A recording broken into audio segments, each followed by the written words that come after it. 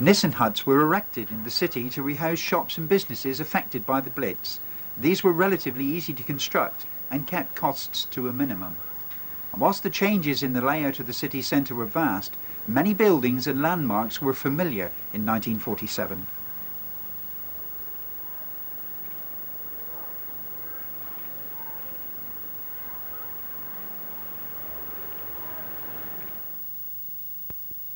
A view of Old Union Street with the Gaumont Cinema, later renamed Odeon, in the background, and the rail bridge where trains shunted to and from Millbay Station.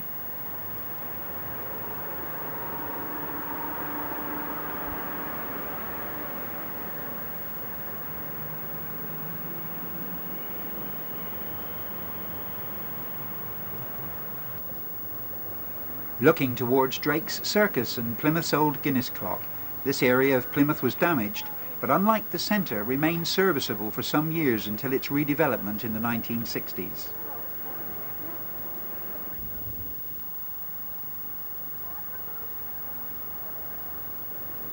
Westwell Street, a busy thoroughfare before the war, gradually faded into obscurity. Today, the Civic Centre graces the area. Looking towards the top of Bedford Street and Old Town Street, the jagged skyline of buildings soon to be demolished.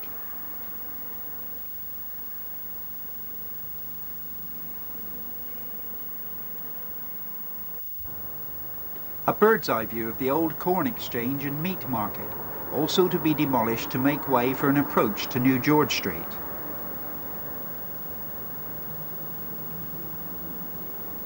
Old Town Street, Treville Street and Ebrington Street, with sites ready for the reconstruction of the St Andrew's Cross roundabout and redevelopment.